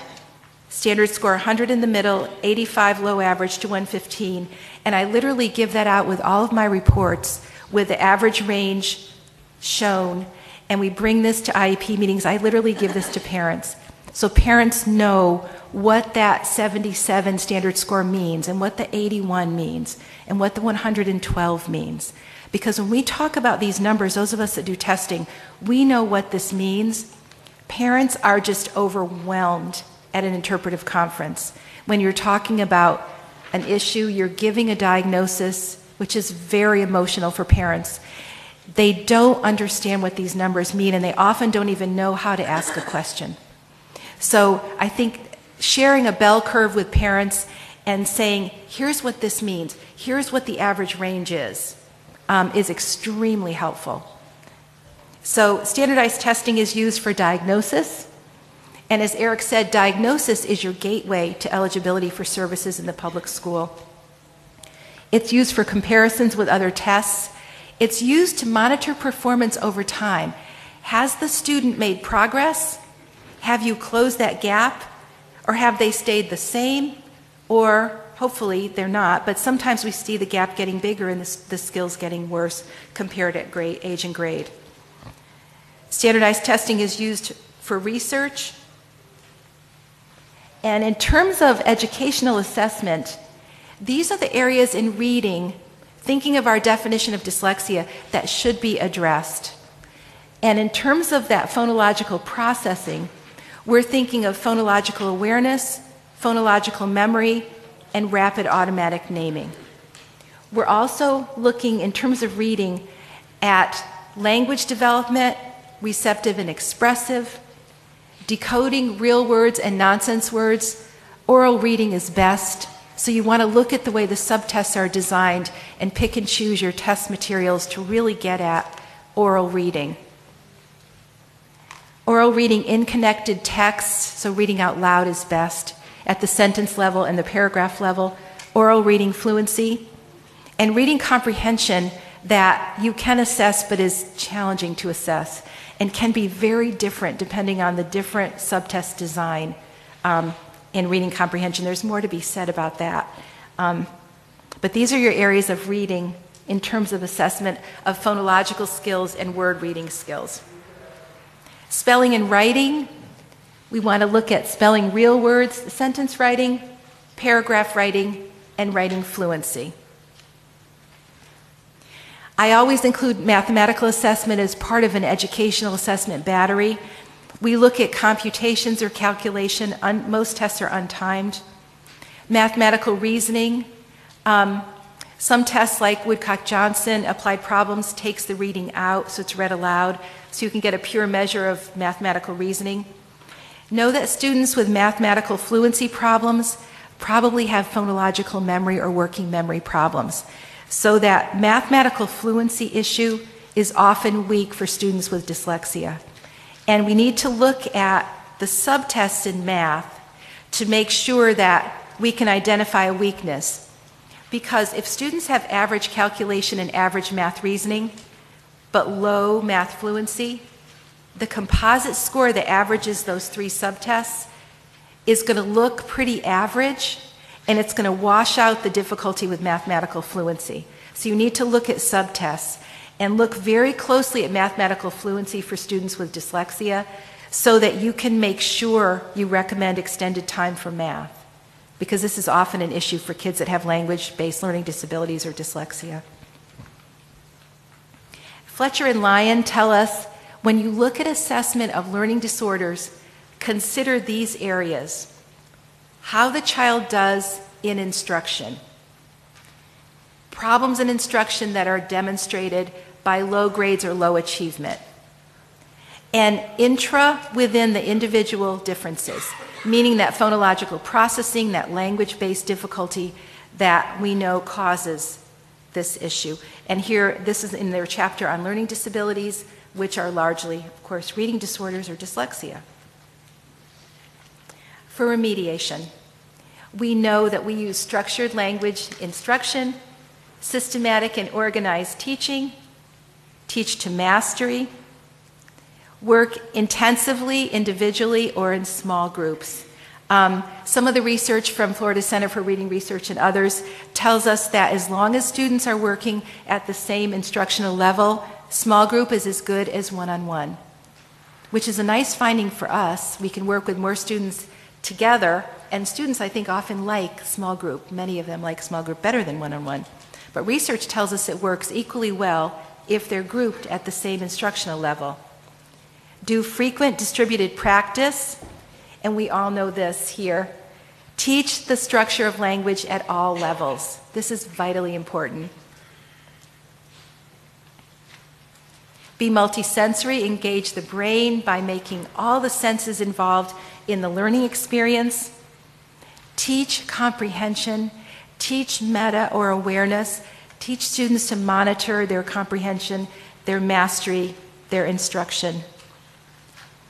Be sure you provide enough practice so that students are accurate and then are automatic and fluent. Teach comprehension directly and pay attention to those other issues that Eric talked about so eloquently this morning, the issues of somatic concerns and anxiety and frustration that happen often with this profile. And make sure that you provide support and refer for support for students as needed. This is an IDA statement that came from IDA and Recording for the Blind and Dyslexics, which is now Learning Ally. We know that remediation and accommodation are both needed for dyslexia. One is not better than the other. Both are essential. Remediation has to be evidence-based, based on the structure of language, based on the appropriate intensity of instruction, delivered directly, systematically, explicitly, teaching all the areas. And then this goes on to say accommodations, and this area is moving so rapidly, this area of assistive technology, and it's so cool to see kids that can have things on an iPad or on an iPhone, so it doesn't target them as someone who's very different, because they're using something that's just a tech fix. So they can have read aloud, they can slow down the read aloud, they can repeat the read aloud, they can dictate to their technology device, and it can help them write. So the assistive technology is just moving very rapidly and is really helpful for students. Students with dyslexia are entitled to both remediation and accommodation. And if any of you would like this in a one-page statement, just email me and I'll send you this handout. It's very nice to have this for parents and for school teams that are providing programming for students with dyslexia. And it's a one page when I send you the handout, so I'm happy to share that.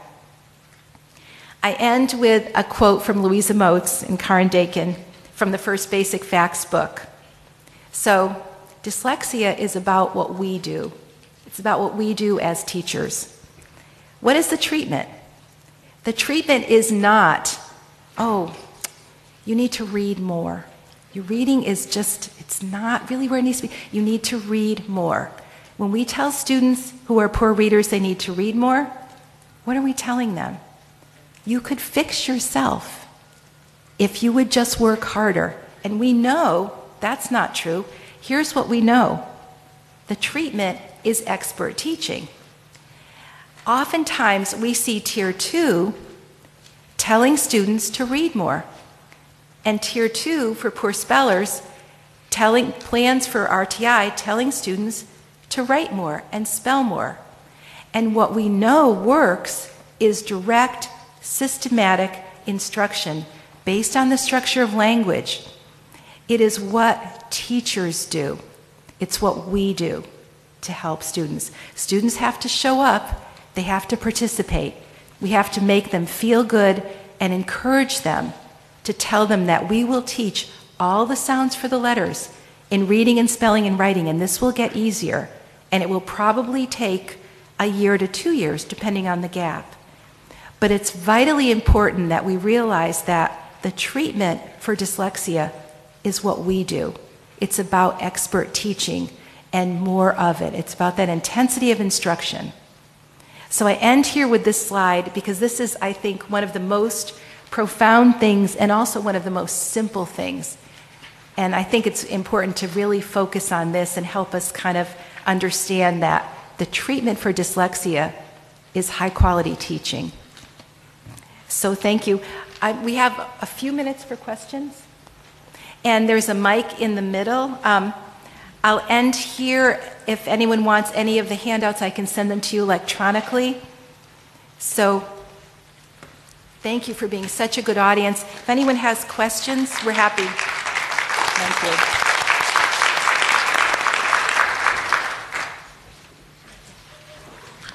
Hi, do you guys find that if you have provided an assessment that clearly delineates that discrepancy, that when you take that into an IEP meeting for maybe a student who is not yet involved in the RTI process, that actually ends up delaying, that the process is delayed regardless? So in other words, they're not being given effective instruction.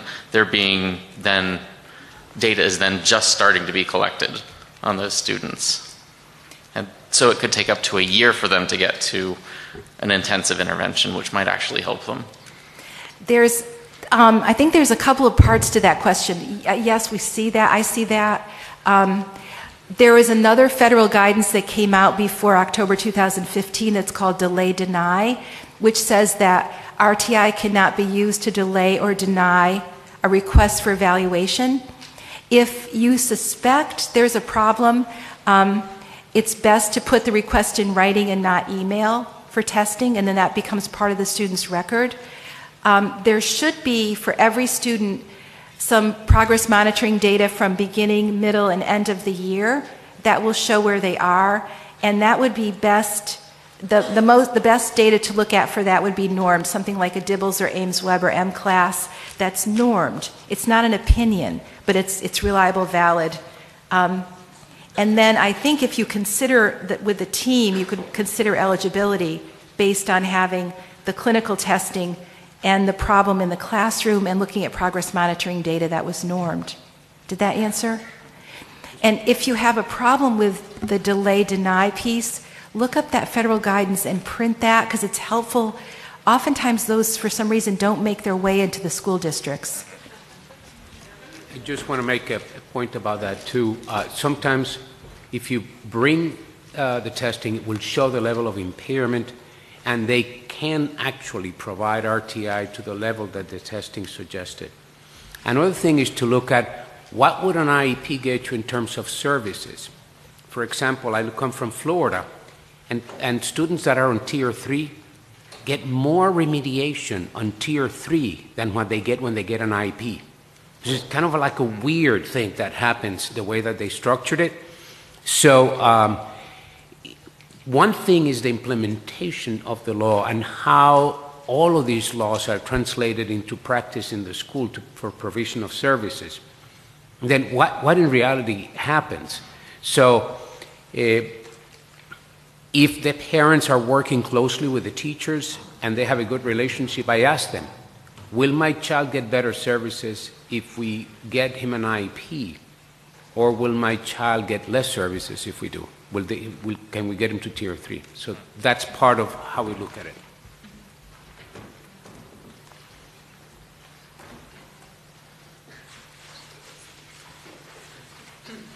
Hello, how are y'all? I have a bunch of questions. The first one, you said when you're talking about the bell curve, and we are familiar, 85 to 115 for standard scores. A lot of the reading assessments that we use are normed 90 to 110. So when we're talking about those, what we classify as below average, are you looking at below 85, or are you considering a score of 88 for word reading or fluency also below average? Go ahead and I'll put my 2 points. Yeah, and you'll find, like, for the tests there, that below average, the description is different. And if you look at people like Louise Spear-Swirling, she's going to say the bottom third, whether or not those kids are at a 90 standard score, they are struggling, you know. So it's again looking at that component, the profile, putting it all together. You often find some things at low average and then a couple of things quite low for some of our kids. And there's no one complete profile that's going to, in other words, there's no way to say dyslexia in first grade will look like this. So, but what you do need to look at is phonological processing, decoding, and fluency. Sometimes comprehension is going to be low, sometimes it's not. And spelling. And then you look at the history of impairment in the family. But again, that we typically, you know, when you're looking at bell curve, if you're looking at facing you all, like the 100 is average, the 85 over here is one standard deviation below, so it's a difference big enough to make a difference. So we think about that as low average, but kids who are 87 and 88, or kids who are 90, remembering that there's a standard error of measurement plus or minus 234, that 87 could easily be 84. So, you want to use clinical judgment, but you're exactly right. There's a range, and a lot of the tests will say below 90, but then some of them will go below 85 for below average for that description. I'll give you the non-neuropsychological answer to that. The average range on the standard bell-shaped curve is 90 to 110. Okay? The assumption, and this is a big word, it's lies, damn lies, and statistics. The assumption is that we have an even distribution of people in the general population, which is not always true. So if you look at the average range, 90 to 110, if you look at percentiles, that goes from the 25th percentile to the 75th percentile. Okay, so someone that has a standard score of 90 is performing on the bottom 25% of the population, which tells you that 75% of the kids are performing at a higher level. Someone that is performing at 109 is going to be in the top 25% of the population. Do you know what the National Assessment of Educational Progress uses as the cutoff for ascertaining basic reading skills? What percentile? It is the 34th percentile. And the 34th percentile equates a standard score of 94. Okay, so a student that may have an achievement, okay, and I'll talk not about specifics because what Susan was talking about, the breakdown of the achievement testing will direct your instruction. But if you look at a global score in reading as being 92, this kid is performing below basic for a national assessment, okay? 68% of the kids are going to perform higher than that. So the idea here is look at the pattern of the subtests. Use that bell-shaped curve as a target in a shooting range. Okay? If your IQ defines your potential, see where the spread is, put it in there. A good marksman is going to put all of the bullets close together. Someone that is not a good marksman is going to spread them. If each point there represents different levels of functioning, so I may have reading comprehension that is over here at 108, and I have my fluency at an 85. I have such a spread there that tells you that there's a problem. So to me, it's a visual thing. You had other questions? I did. Sure. One more question I had was about spelling. We have students that we've been working with. I've noticed a lot of my students with rapid naming deficits might have stronger spelling skills. When it comes to the diagnosis of dyslexia, how important is spelling deficit that is quantitative, that I can say it's below average for that diagnosis, if we're looking at that pattern?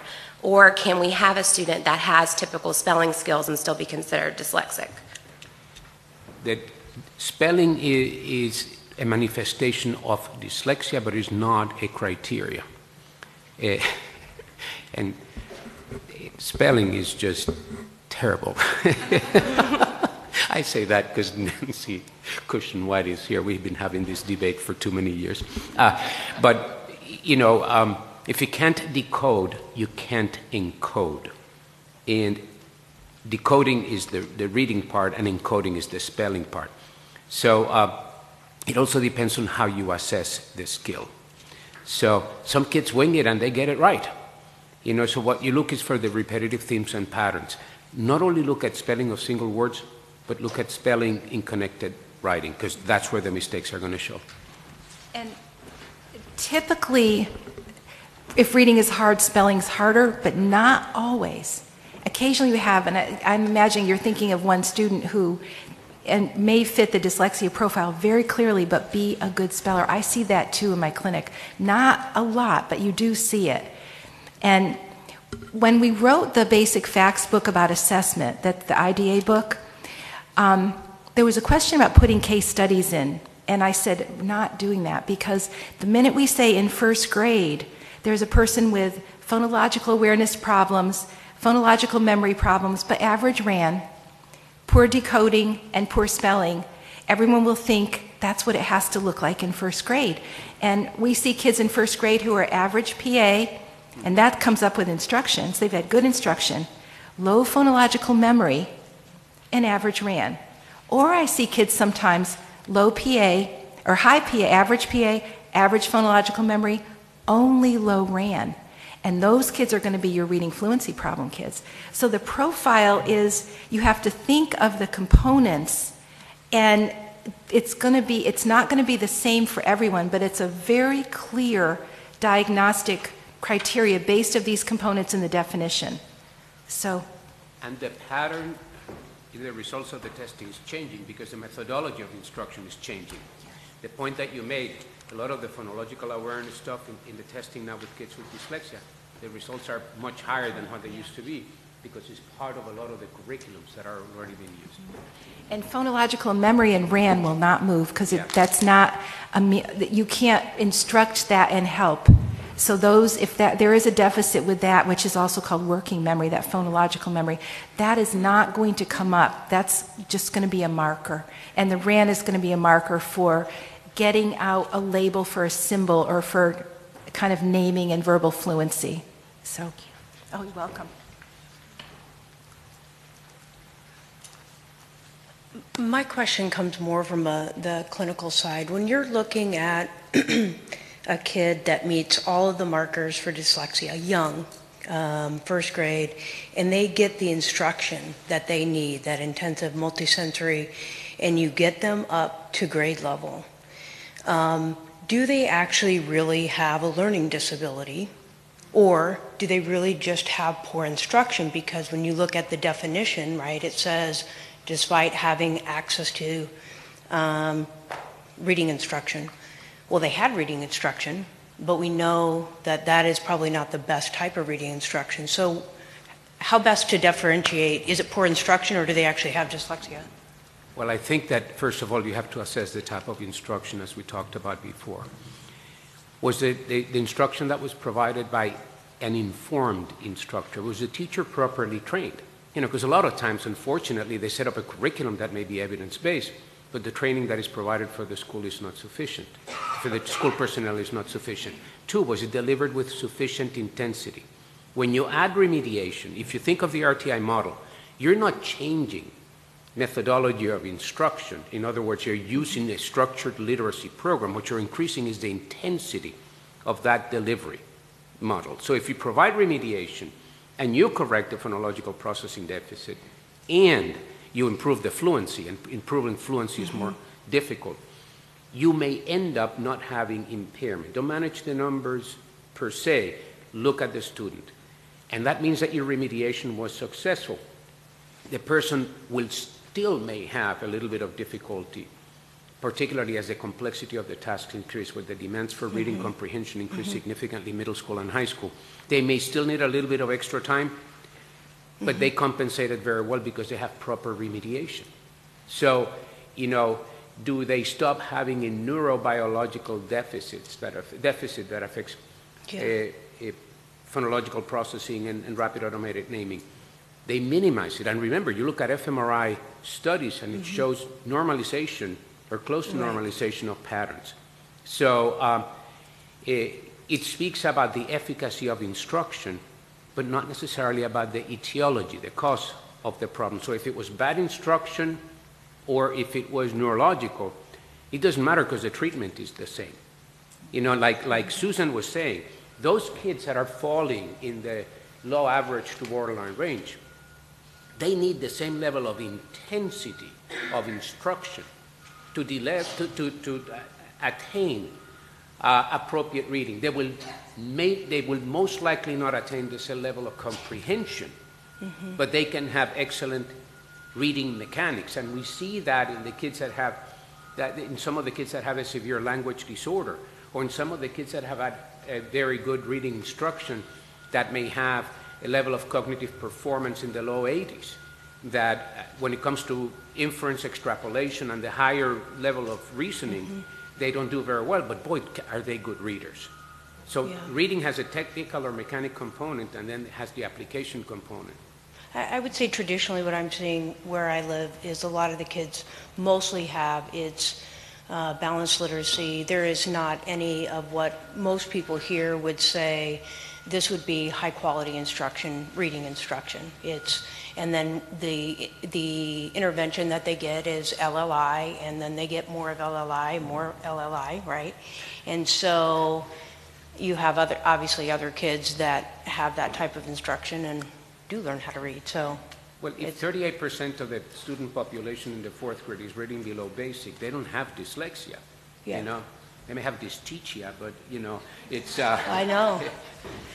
But the treatment is the same. Yeah. The point is the treatment is the same. You fix the problem through structured literacy. I think the question becomes for the younger kids is that when they're young and they get the proper intervention, okay, if they have the diagnosis, because if you're diagnosing them, say, at the end of 1st grade or at kindergarten, and they get the intervention and they get up to speed, but they don't have the diagnosis, down the road, where is their protection as far as accommodations and those types of things if they don't have the diagnosis but they got the intervention and they're better at that time, that I see sometimes is problematic.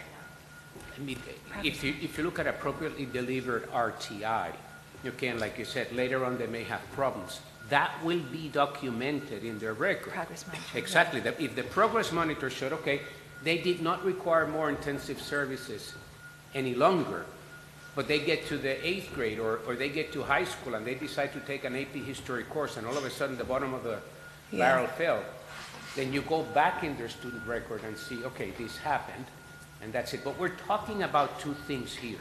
You're talking about eligibility criteria for services. Does this student qualify for accommodations?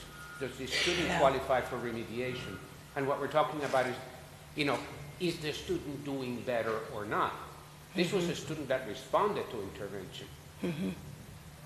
What impact those early deficits will have, whether they were due to lack of proper instructional methodology or neurobiological deficit, it doesn't matter. What matters is what do you do when they get to that point. And what you're saying is, well, if they didn't have the label early on, they would not get anything. But that is an administrative decision. That's a fiscal problem that causes educational or instructional difficulties. And you do later evaluation. You know, so those are two different things.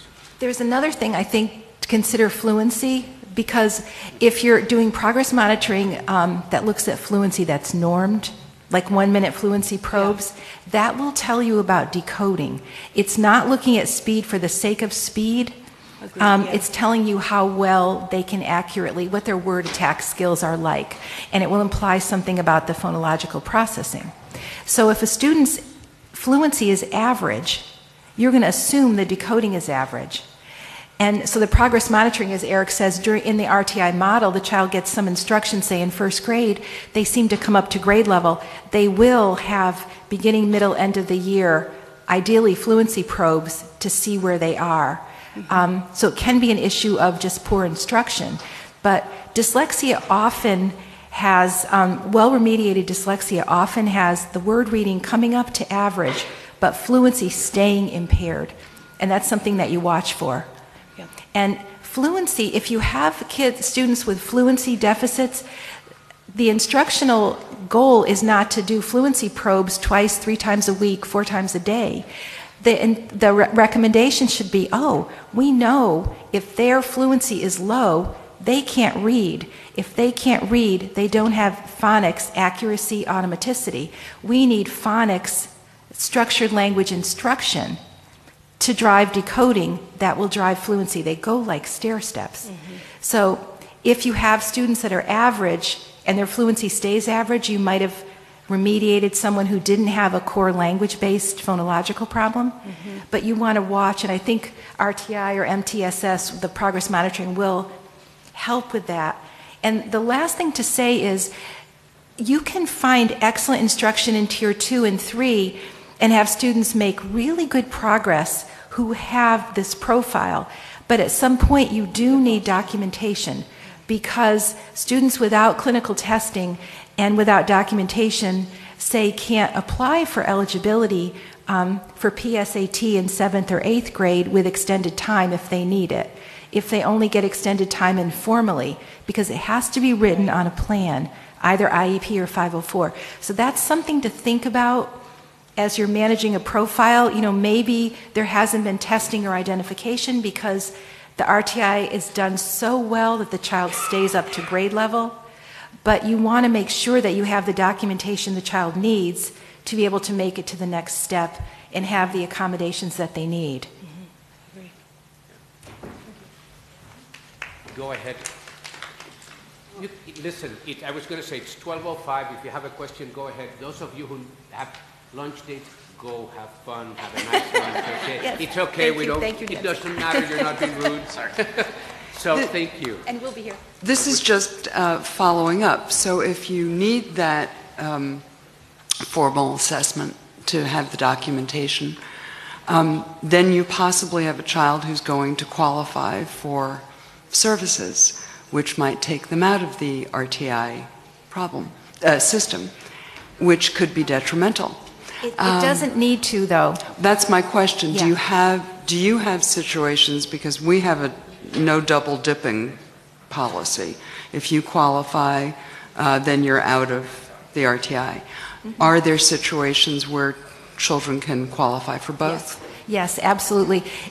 Special ed eligibility doesn't mean that you're not in Tier 2. And if you think back to the slide, special ed can happen Tier 1, 2, and 3. They're not two separate places. What we need to think about is where do you find, and how does the child find the right kind of instruction at the right intensity? That 90 minutes plus the additional hour. Like, where is that best, where's the best setting for that child? And if we think about schools having regular educators, special educators, Title I, speech and language pathologists, etc., if we all put our heads together and talk about how to best provide this intensity of reading instruction that's needed for everyone, I think that's the best way to look at it. They're not, RTI and special ed are not different places or different, I don't want to use the word silos, but you know, that's idea of like the silo, like here's Title I, and here's special ed, and here's speech and language. But more appropriately, we need to think about a team-based approach to provide what's needed for kids. But that's going to vary from, in Florida, it can vary from district to district. Yep, absolutely. So the issues that you're describing are really issues of implementation and are issues of services and eligibility. And that's very difficult to control because it's legislated differently everywhere, even though there's the federal law and all of that stuff. So the questions are very valid. Now, just what I have found is if you can get, for example, an accommodation for extended time, make sure that the kids use it, because if you don't use it, you lose it. And now SAT is allowing, as long as you have documentation that extended time has been provided for you, you will have that accommodation on SAT without having to have testing, you know. And remember, the tests quantify, and there is a broad range of things, and they don't test the way that you teach, and they don't test the way that the students work daily. So you may not get necessarily an accurate representation, because in order to have a standardized test, I have to control so many variables that is not what happens on day-to-day life. So we can't control what the rules are.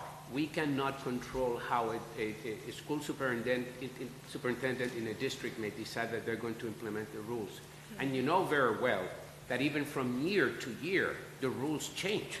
So it's like, so from my perspective, since I can't control that, I control the clinical aspect. Let's figure out what we can do for you. That's why I said there's a difference between eligibility and need. What do you need and how do we get it? And all the testing and all of the numbers in the world, there's nothing that I hate more than having to make a family pay whatever it costs to do a psychoeducational evaluation. We had a law student someone that wanted to go to law school that had to pay $2,000 for an evaluation and then didn't qualify for eligibility for services, and she didn't have $2,000 to spend. So it's ridiculous. As you can see, I can get very upset about that. I can get very passionate about that. So the point is, find someone that has common sense within the system, talk to them and figure out how you get around it. Because you cannot change the laws overnight, and you cannot legislate instruction.